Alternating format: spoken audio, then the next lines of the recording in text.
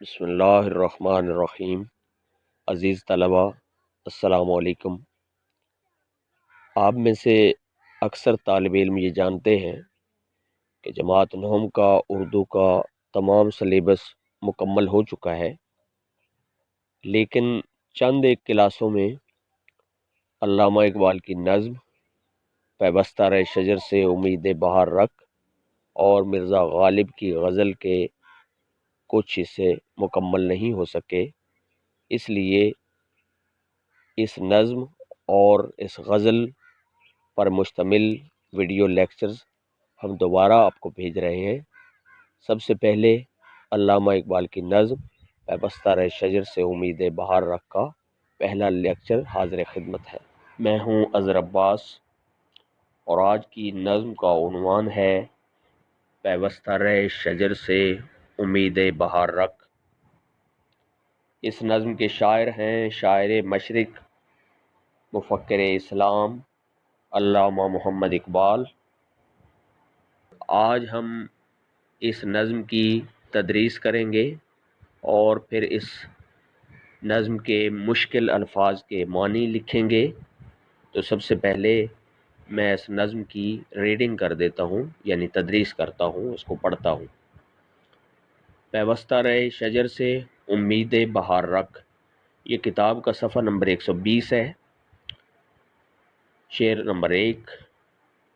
ڈالی گئی جو فصل خزاں میں شجر سے ٹوٹ، ڈالی گئی جو فصل خزاں میں شجر سے ٹوٹ، ممکن نہیں ہری ہو صحاب بہار سے، ہے لازوال عہد خزاں اس کے واسطے، ہے لازوال عہد خزاں اس کے واسطے، کچھ واسطہ نہیں ہے اسے برگ و بار سے، ہے تیرے گلستاں میں بھی فصل خزاں کا دور، ہے تیرے گلستاں میں بھی فصل خزاں کا دور، خالی ہے جیب گل زر کامل عیار سے، جو نغمہ زن تھے خلوت اوراق میں طیور، جو نغمہ زن تھے خلوت اوراق میں طیور، رخصت ہوئے تیرے شجر سایہ دار سے، شاخ بریدہ سے سبک اندوز ہو کے تو، شاخ بریدہ سے سبک اندوز ہو کے تو، نا آشنا ہے قاعدہ روزگار سے، ملت کے ساتھ رابطہ استوار رکھ، ملت کے ساتھ رابطہ استوار رکھ، پیوستہ رہ شجر سے امید بہار رکھ۔ سب سے پہلے اس کے الفاظ معنی۔ ڈالی شاخ، فصل خزاں خزاں کا موسم، شجر درخت، ہری سرسبز، صحاب بہار بہار کے بادل، لازوال کبھی نہ ختم ہونے والا، عہد خزاں خزاں کا زمانہ، پتجھڑ کا موسم، واسطہ تعلق رشتہ، برگوبار پتے اور پھل، گلستان باغ، دور زمانہ، جیب گل پھول کی جیب، زر کامل عیار معیاری اور کھرا سونا، نغمہ زن گیت گانے والا، خلوت اوراق پتوں میں چھپ کر، پتوں کی تنہائی میں، طیور طائر کی جمع مراد پرندے، شاخ بریدہ کٹی ہوئی شاخ، سبق اندوز سبق حاصل کرنا، نا آشنا نا واقف، قاعدہ روزگار زمانے کا دستور زمانے کا چلن، ملت قوم، رابطہ استوار پختہ تعلق، پیوستہ رہ تعلق جوڑے رکھ، امید بہار موسم بہار کی امید۔ آپ جانتے ہیں کہ یہ نظم 6 اشعار پر مشتمل ہے۔ چونکہ نظم کسی ایک ہی موضوع سے متعلق ہوتی ہے، اس لیے اس کے حوالہ جات بھی ملتے جلتے ہوتے ہیں، یعنی کوئی ایک آیت قرآنی یا حدیث رسول صلی اللہ علیہ وآلہ وسلم کا حوالہ یا کوئی شعر سب شعروں سے مناسبت رکھتا ہے، اس لیے ایک ہی شعر یا ایک ہی آیت یا ایک ہی حدیث تمام اشعار کی تشریح میں کام آ سکتی ہے، لیکن ہم کوشش کریں گے کہ سب اشعار کو الگ الگ حوالے کے ساتھ ان کی تشریح کی جائے، اور اشعار جو ہیں وہ تو ہر صورت میں اور ہم لکھوائیں گے، لیکن اگر آیت یا حدیث کا حوالہ دینا ہو تو وہ ایک آدھ مشترکہ طور پر استعمال ہو سکتی ہے۔ تو سب سے پہلے دیکھیے شعر نمبر 1، ڈالی گئی جو فصل خزاں میں شجر سے ٹوٹ، ڈالی گئی جو فصل خزاں میں شجر سے ٹوٹ، ممکن نہیں ہری ہو صحاب بہار سے۔ تشریح: علامہ اقبال اردو کے صف اول کے ممتاز ترین شاعروں میں سے ایک ہیں۔ انہوں نے نظم نگاری پر زیادہ توجہ دی تاکہ قوم تک اپنا پیغام پہنچا سکیں۔ انہوں نے شاعری سے پیغمبری کا کام لیا اور قوم کو خواب غفلت سے بیدار کر دیا۔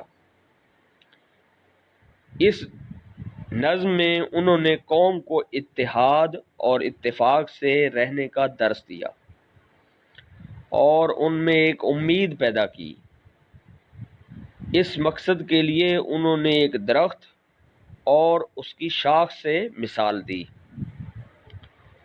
اصل میں اس دور میں مسلمانان بر صغیر احساس کمتری کا شکار تھے اور برتر قوموں کو رشک کی نگاہ سے دیکھتے تھے۔ علامہ اقبال نے مسلمانوں کا روشن ماضی اشعار کی صورت میں ان کے سامنے رکھا۔ انہوں نے اس شعر میں مسلمانوں کو یہ بتانے کی کوشش کی کہ اگرچہ آج کل مسلمانوں کی حالت نازک ہے اور ان پر خزاں کا موسم چھایا ہوا ہے، لیکن یہ اصول فطرت ہے کہ خزاں کے بعد بہار کا موسم ضرور آتا ہے۔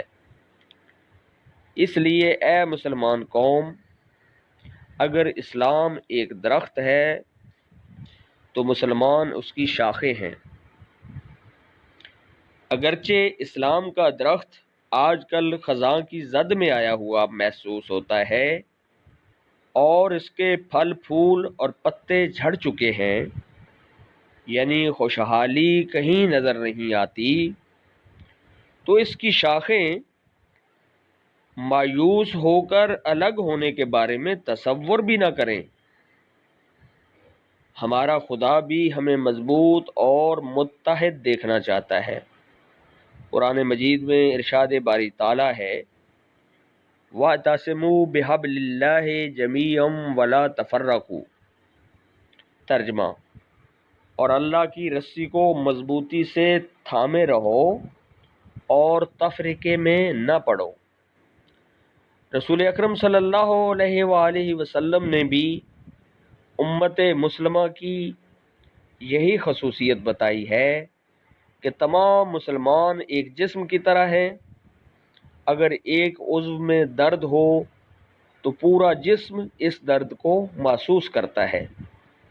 اس لیے مفکر اسلام علامہ اقبال بھی مسلمانوں کو سمجھاتے ہوئے کہتے ہیں کہ اگر خزاں کے موسم میں کوئی ٹہنی درخت سے الگ ہو جائے تو وہ کبھی دوبارہ سرسبز نہیں ہو سکتی، حتیٰ کہ موسم بہار کی بارشوں سے بھی زندہ نہیں ہو سکتی۔ اب ناممکن ہے کہ اس کے لیے اب یہ ناممکن ہے کہ وہ بہار کی رنگینیوں سے فائدہ اٹھائے۔ اب اس پر پھل پھول اور پتے اگنا ناممکن ہے۔ مشکل حالات میں قوموں کی آزمائش ہوتی ہے۔ مشکل وقت میں قوم کو چھوڑنے والا غدار کہلاتا ہے۔ اور وہ دھوبی کے کتے کی طرح ہو جاتا ہے جو گھر کا رہتا ہے اور نہ گھاٹ کا۔ وہ جس قوم سے تعلق جوڑتا ہے وہاں بھی وہ اجنبی اور مشکوک ہی رہتا ہے۔ علامہ اقبال نے ایک اور موقع پر اسی مضمون کو ان الفاظ میں دہرایا ہے: ہیں جذبے باہمی سے قائم نظام سارے، ہیں جذبے باہمی سے قائم نظام سارے، پوشیدہ ہے یہ نکتہ تاروں کی زندگی میں۔ یہ شعر مکمل ہو گیا۔ اب دوسرے شعر کو میں پڑھ دیتا ہوں اور پھر اس کی تشریح۔ شعر نمبر 2: ہے لازوال عہد خزاں اس کے واسطے، ہے لازوال عہد خزاں اس کے واسطے، کچھ واسطہ نہیں ہے اسے برگوبار سے۔ تشریح: سب سے پہلے آپ نے اس کی تشریح لکھتے ہوئے شاعر کا تھوڑا سا تعارف جو پہلے شعر میں نے کروایا ہے وہ لکھنا ہے، اور اس کے بعد تھوڑی سی وہ پس منظر جو میں نے پہلے شعر میں بتایا ہے ایک دفعہ پھر میں دہرا دیتا ہوں، اور یہ تمام اشعار میں اسی طرح یہ کچھ لائنیں بار بار جو ہے وہ اس میں شامل کرتے جانا ہے، کیونکہ یہ سب کا پس منظر ایک ہے، سب کی صورتحال ایک ہے، اور یہ تشریح ان کی مشترکہ طور پر بھی ہو سکتی ہے، بس تھوڑا بہت اس میں تبدیلی ہونی ہے۔ تو میں دہرا دیتا ہوں دوبارہ۔ علامہ اقبال اردو کے صف اول کے ممتاز ترین شاعروں میں سے ایک ہیں۔ انہوں نے نظم نگاری پر زیادہ توجہ دی تاکہ قوم تک اپنا پیغام پہنچا سکیں۔ انہوں نے شاعری سے پیغمبری کا کام لیا اور قوم کو خواب غفلت سے بیدار کر دیا۔ اس نظم میں انہوں نے قوم کو اتحاد اور اتفاق سے رہنے کا درس دیا اور ان میں ایک امید پیدا کی۔ اس مقصد کے لیے انہوں نے ایک درخت اور اس کی شاخ سے مثال دی۔ اصل میں اس دور میں مسلمانان بر صغیر احساس کمتری کا شکار تھے اور برتر قوموں کو رشک کی نگاہ سے دیکھتے تھے۔ علامہ اقبال نے مسلمانوں کا روشن ماضی اشعار کی صورت میں ان کے سامنے رکھا۔ انہوں نے اس شعر میں مسلمانوں کو یہ بتانے کی کوشش کی کہ اگرچہ آج کل مسلمانوں کی حالت نازک ہے اور ان پر خزاں کا موسم چھایا ہوا ہے، لیکن یہ اصول فطرت ہے کہ خزاں کے بعد بہار کا موسم ضرور آتا ہے۔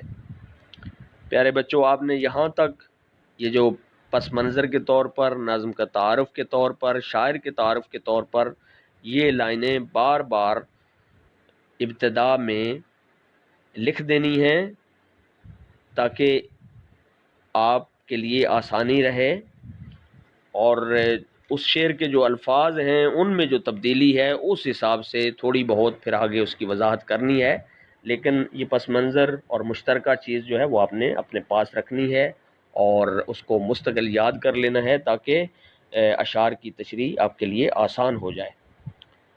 تو دوسرا شعر جو ہے وہ اس سے آگے میں شروع کرتا ہوں۔ اس لیے قوم کی حقیقی صورتحال ابھی واضح نہیں، اور بہت جلد انشاءاللہ اس قوم پر پھر بہار آئے گی، لیکن اگر کوئی مسلمان مایوس ہو کر قوم سے الگ ہو جانا چاہتا ہے تو اسے یاد رکھنا چاہیے کہ اس کا حال بھی اس شاخ جیسا ہوگا جو خزاں کے موسم میں درخت سے الگ ہو گئی، اور اب اس کا کوئی مستقبل نہیں۔ اب اس پر خواہ بہار کے بادل بھی برستے رہیں، اس کے سر سبز ہونے کے کوئی امکانات موجود نہیں۔ اب وہ ہمیشہ کے لیے خزاں کی زد میں آ گئی۔ مسلمان ہوتا ہی وہ ہے جو اللہ اور اس کے رسول پر ایمان رکھتا ہے، اور ہمارا اللہ چاہتا ہے کہ ہم اس کی رسی کو مضبوطی سے تھامے رہیں اور الگ الگ نہ ہوں، اور ہمارے رسول صلی اللہ علیہ وآلہ وسلم بھی یہی چاہتے ہیں کہ مسلمانوں کو ایک جسم کی طرح ہونا چاہیے جو دوسروں کا درد محسوس کرتا ہے۔ ایک شاعر نے اس موضوع کو کیا خوبصورت لفظوں میں وضاحت کی ہے۔ اخوت اس کو کہتے ہیں چبھے کانٹا جو کابل میں، اخوت اس کو کہتے ہیں چبھے کانٹا جو کابل میں، تو ہندوستان کا ہر پیرو جواں بے تاب ہو جائے۔